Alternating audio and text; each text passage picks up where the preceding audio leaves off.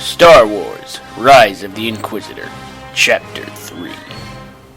1 year has passed since Admiral Ryko Visari joined the Imperial Inquisition. Training as an acolyte with a dozen other Force sensitives under the Grand Inquisitor, his final trial to become an Inquisitor is soon approaching. The clanking and humming of Cortosis woven vibro swords echoed throughout the sparring chambers at the Inquisitorial Academy on Coruscant, as Ryko Visari and another far more muscular human acolyte fought in the ring. Visari's vibro sword had a crossguard, while the other human wielded a double-bladed vibro sword. Observing were the other acolytes and the Grand Inquisitor, a Pauan male who possessed gray skin and sinister yellow eyes. The Pauan towered over every acolyte, except the brute of a human that Visari dueled. After Visari parried every attack that was thrown at him, the vibrostaff-wielding human grew impatient and thrusted his blade forward. However, Visari anticipated this move. Visari managed to catch the inbound blade with his crossguard, and sparks flew all around. He then pivoted the incoming blade to the right, and then Visari elbowed the larger man in the jaw with his left arm, instantly knocking him out as he heard the crunch of broken teeth and bones. The brute of a human thumped to the ground, motionless but still alive, his mouth oozing with blood. The Grand Inquisitor's right eyebrow rose with surprise and astonishment, and then walked into the ring to address the cheering acolytes. "Excellent work, Visari! You see, acolytes, this is a shining example of how brute force does not always bring victory. You have to outsmart and outlast your opponent when faced with a larger adversary. Acolyte Visari demonstrated this perfectly, and I hope most of you learned this lesson. Everyone except Visari is now dismissed. We will begin sparring matches once again tomorrow," the Grand Inquisitor announced as all the acolytes left the room. "Acolyte Visari, I have a mission for you," the Grand Inquisitor told Visari. "What do you ask of me, my master?" Visari questioned. "Go to the Ziost system. There you will find the Kyber crystal you need to construct your own lightsaber. And when your lightsaber is complete, return to Coruscant. I have something special in mind," the Grand Inquisitor ordered. "As you wish, master," Visari said, bowing before he left the academy. Acolyte Visari boarded a Lambda-class shuttle that was waiting for him on the Inquisitorial Academy's landing pad, and upon walking up the landing ramp and sitting in his seat, the shuttle roared to life. It weaved through the millions of speeders whizzing by in Coruscant's skyline, and eventually broke through the atmosphere and landed aboard the Imperator, which was once under his command, but now under the command of Victor Stahl, who was recently promoted to Admiral. "Ah, Ryko, it's been a while since we last met. Welcome back aboard the Imperator," Stahl said in the command bridge, saluting to his old friend. "Likewise, it is good to be back, Admiral Stahl. I have an important mission on Ziost, and I require escort just in case any rebels or pirates would impede my mission," Visari demanded. "Very well, Visari. We will set course immediately," Stahl acknowledged, and then ordered the other officers to punch in the coordinates. The Imperator entered hyperspace, leaving Coruscant's orbit. A week later, the Imperator exited hyperspace above Ziost. "We've reached Ziost, sir. Shall I prepare a shuttle?" Stahl asked. "No, I must go alone, as per the Grand Inquisitor's orders."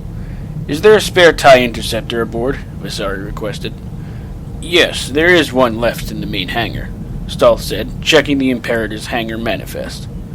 "That will have to do for now, though in the future I suggest you highly modify it, preferably with a shield generator, hyperdrive, and missile launchers," Visari ordered. "Very well, Visari. My engineers will make the arrangements as soon as your mission is complete," Stahl assured him. "Excellent. I shouldn't be long, Admiral Stahl," Visari said before entering the elevator that went down to the main hangar, with the lone TIE Interceptor hung in the docking claws. The TIE Interceptor, piloted by Visari, was a relatively new model of the TIE fighter family, just leaving the prototype stages of development, though not enough had been mass-produced to make a substantial mark on the far more numerous TIE fighters. Flying out of the Imperator's hangar, he landed the ship near an ancient Sith temple on the frozen, snowy, and barren surface of Ziost, a cold and unforgiving world. Exiting the cockpit, he kept his vibrosword collapsed inward and hooked onto his belt, similarly to a lightsaber, and walked into the ancient temple. Visari sensed the dark side flow throughout the temple, despite it being completely devoid of any meaningful life. He focused in on the dark side energy that was coming from deep within the temple, deducing that the red Kyber crystal would be there. Eventually, upon walking through hallway after hallway, up and down different stairwells, and through massive grand halls forgotten in time, he found what he was looking for. He indeed found not just one, but an entire library of red Kyber crystals in the largest chamber of the temple. However, in the center of the grand chamber, he saw the scarlet Kyber crystal that would be his by right, and was pulsating with dark side energy, held up by some sort of magnetic field that was still active thousands of years after it was first activated. He felt the crystal calling to him, almost as if it was left for him to take it. The moment he grabbed the crystal from the magnetic field, a rush of dark side energy flooded into him.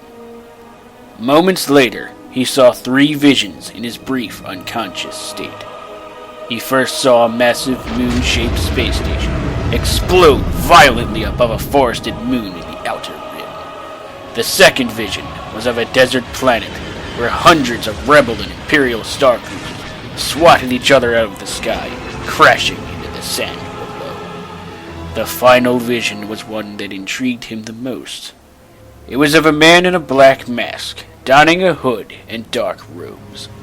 The mysterious man activated a peculiar lightsaber that had a main blade but 2 miniature perpendicular blades, acting as crossguards. The man stood on an ice planet with an army of futuristic-looking stormtroopers, but this planet was modified heavily into a weapon beyond his imagining. A weapon capable of wiping out entire star systems. Upon waking from the visions, he could hear Admiral Stahl yelling into his communicator. "Ryko Visari, can you hear me? Damn it, send a search party for him!" Stahl shouted. "It's all right, Stahl. I'm fine. You don't have to send anyone. I found what I needed," Visari reassured him. "Oh, thank the Emperor. Your vitals briefly read KIA for a moment.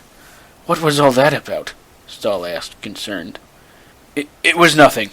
I'll return shortly," Visari told him, though he was slowly beginning to realize those visions he witnessed were of the future, and that it was most definitely not the nothing he claimed it was.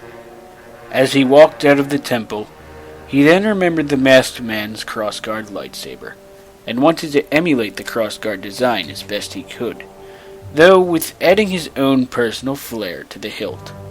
Despite this, he vowed to himself that he was to keep these visions a secret. Heading back into his TIE Interceptor with his lightsaber crystal, he closed the cockpit and flew up towards the Imperator. After his TIE Interceptor landed in the main hangar, the Star Destroyer then set course for Coruscant, and during the week-long journey back, he would construct his lightsaber.